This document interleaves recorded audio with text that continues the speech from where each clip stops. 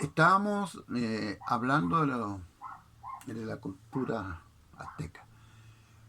Eh, los aztecas hablaban el náhuatl y el náhuatl era una lengua que ya se hablaba anteriormente. Eh, Bernardino de Sahagún, un fraile franciscano que llegó a México, creó una escuela, invitó a algunos indios, indígenas, nativos, a que le entregaran su conocimiento acerca de la historia del pueblo. Y de esa manera él pudo reconstruir gran parte de esa cultura. Pero aparte de Bernardino de Sahagún, hay otros cronistas que hablan de la existencia de lo que se ha llamado los libros pintados. Los libros pintados eran pedazos de cuero o cortezas de árboles en las cuales ellos escribían la historia, eh, algunos sucesos importantes, hacían dibujo, no era una escritura fonética como la nuestra, no, no, pero sí era una escritura en el sentido de que dejaban signos y pictogramas que han sido traducidos modernamente y podemos hablar entonces de que tenían ellos conocimientos culturales avanzados. Por ejemplo, ya que estamos con el pueblo náhuatl, eran poetas. No todos eran poetas, pero ellos tenían sabios que escribían. Eh, por ejemplo, hay un par de versos preciosos que nacen del espíritu de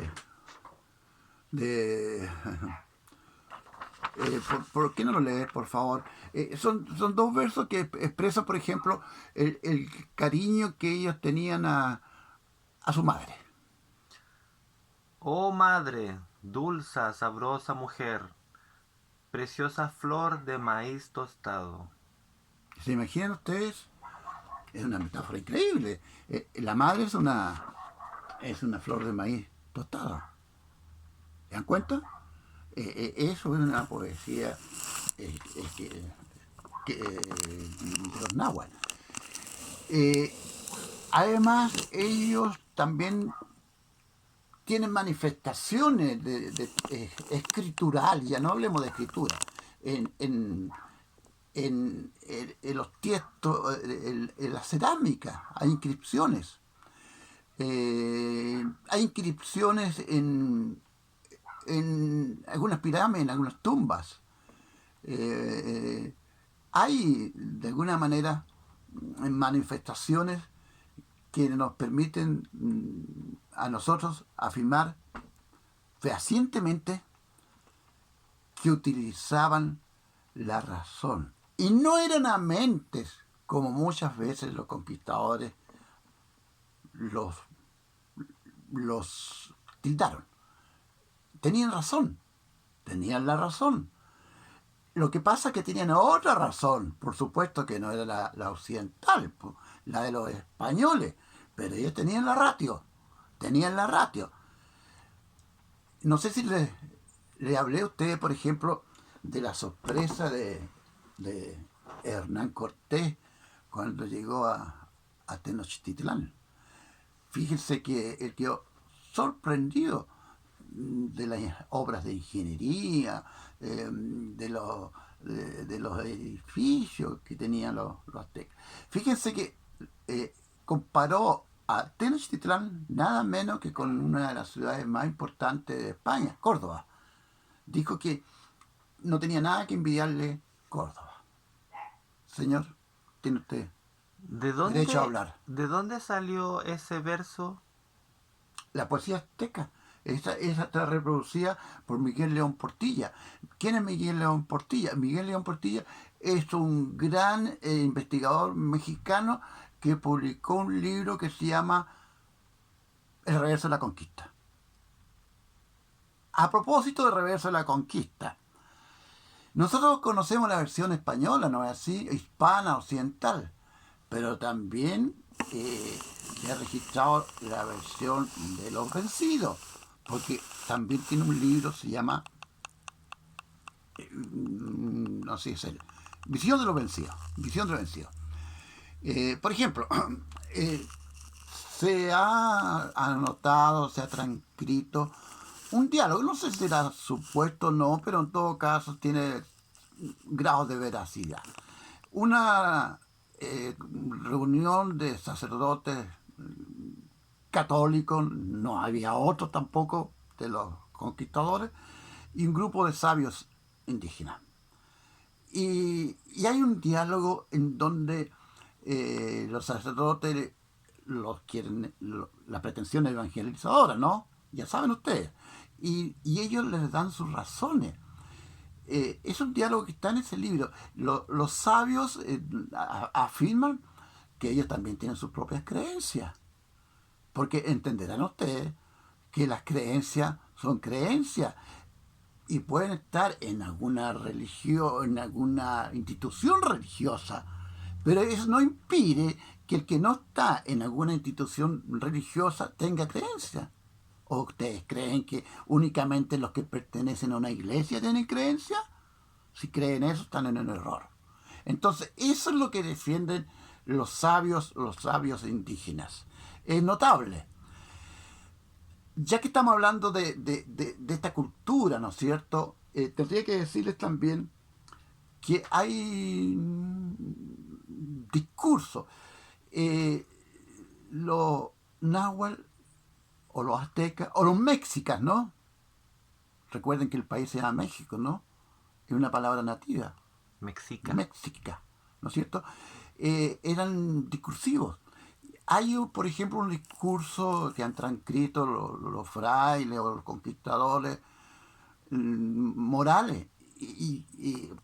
Por ejemplo, consejo de un padre a su hijo. Por ejemplo, lo que yo recuerdo, le dice, por ejemplo, que tienen que ser prudentes y que no tienen que, cuando hablen, desgranarse como el maíz. Ser prudente. Eso yo lo leía el discurso entero en tiempo de la dictadura, porque no era fácil hablar de lo que uno sentía. Había que ser prudente y mesurado, porque era una forma también de sobrevivencia. Y eso ya los aztecas lo sabían. Lo sabían. Por eso que estoy hablando de la cultura precolombina, que tuvo una gran mujer que se llamaba Malinche. Les recuerdo que ustedes van a gozar leyendo una novela que se llama Malinche y escuchando un poema dedicado a Malinche. Porque Malinche ha dado tema para la controversia. Fue leal, fue traidora, fue una mujer avanzada para la época. En fin, hay una serie de discusiones al respecto. Nosotros no tenemos la verdad única, ¿no? Por favor. La verdad única, no sé si existirá, existen verdades. La verdad siempre es relativa. Hay verdades relativas que según la cultura, porque los ignorantes también tienen verdad, ¿no? Por favor, no crean que los ignorantes no pueden ser verdaderos. Verdaderamente son ignorantes, pero también manejan criterios, ¿no? Manejan criterios. Entonces, además que la verdad es relativa según la época. ¿Qué otra cosa creían los españoles si no creían que la Inquisición tenía la razón y la verdad? ¿Ah? Y que la ratio era de ellos. ¿Mm? Y se dan cuenta de que la ratio, por ejemplo, estaba en Tenochtitlán sin conocer ni tener idea acerca de otros habitantes del mundo. Otra pregunta, por favor. De lo poco que voy entendiendo es de que ellos escribían sobre cosas que veían. Sí, porque ahí compara la mamá con algo que ellos quieren mucho, que es el maíz. ¿Sobre qué otras cosas más escribían? Es decir, o si acaso existían algunos grados como de abstracción. Claro, consejos, temas educativos. Ah, ya. Temas educativos y también reverencia a los dioses, ¿no es cierto?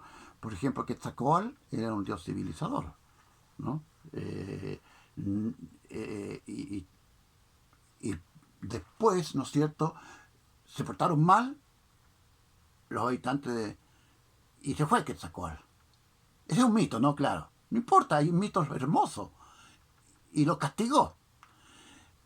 Y tomó su poder, y tomó su lugar, digámoslo así. Esto todo es metafórico, ¿no? Por favor. Huitzilopochtli, el dios sangriento. ¿No es cierto? Ese dios que pedía víctimas. Ese dios que quería alimentarse de la sangre, que era el único alimento que podía, que aceptaba. Porque los alimentos groseros, de esos que nosotros comemos, no lo aceptan los dioses. La sangre es para ellos. Y por eso están las pirámides truncadas, pues. Porque no tienen punta. ¿Por qué? Porque arriba es un altar. Allí es un altar de los sacrificios. ¿No? Allí el sacerdote azteca, ¿no es cierto? Bueno, a propósito de esto, ¿no? La noche boca arriba, ¿no? La noche boca arriba, ustedes saben que es de Julio Cortázar, ¿no es cierto? No tengo para qué decírselo, ¿no? Julio Cortázar, y usted, me imagino que leerán y seguirán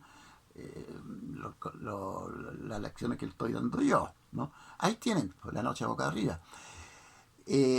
Los aztecas obtenían sus víctimas de otro pueblo, las caltecas.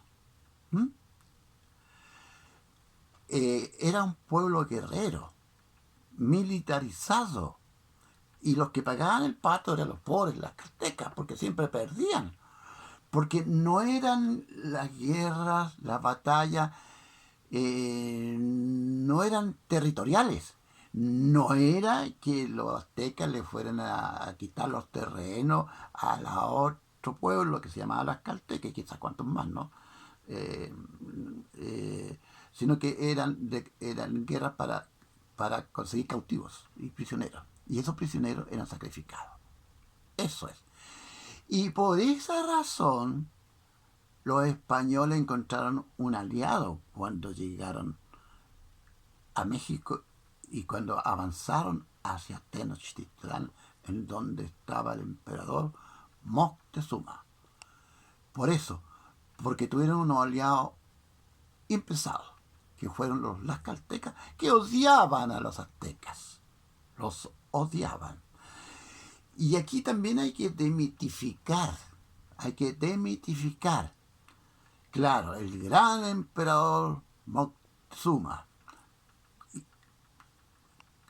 Después Cuauhtémoc, el heredero, cuando los españoles liquidaron a Moctezuma, que lo torturaron. A Cuauhtémoc lo tiraron a unas brasas. No estoy en un lecho de rosa,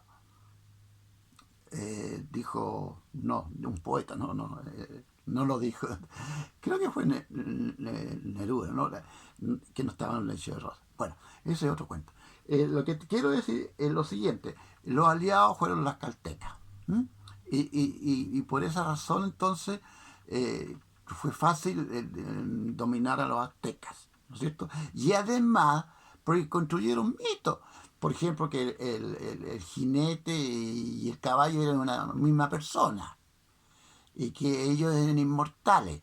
Y por esa razón, cuando peleaban y había víctimas españolas, estos tipos recogían los cadáveres para que siguieran creyendo entonces los indígenas que eran inmortales, porque no se morían.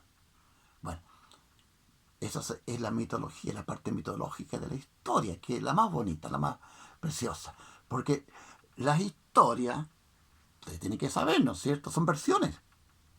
Es decir, no hay un historiador que sea totalmente verídico. ¿Cómo es? La palabra es verídico. Algunos más acertados, otros menos acertados. Pero todas estas personas tienen ideologías y por ahí van caminando.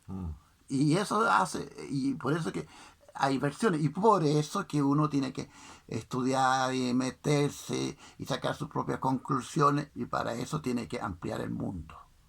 ¿Ustedes creen que en Chile, ya, estamos en Chile, te lo voy a decir, Encina tiene la última palabra en la historia de Chile?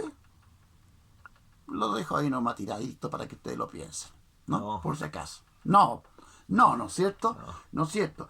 Y ustedes no creen que hay muchas ideas conservadoras en los textos. Sí. Ya. Después podemos conversar un poquito sobre ese tema, pero si a ustedes les interesa, porque a lo mejor ni les interesa. Pero yo creo que si son estudiantes les va a interesar todo. No sé qué más decirles acerca de los aztecas. Ya he dicho bastante, ¿no es cierto? Que lean obras y que lean La noche boca arriba. Hay otros textos, pero investiguen ustedes también, hagan lo que quieran hacer para desarrollar mejor su cerebro.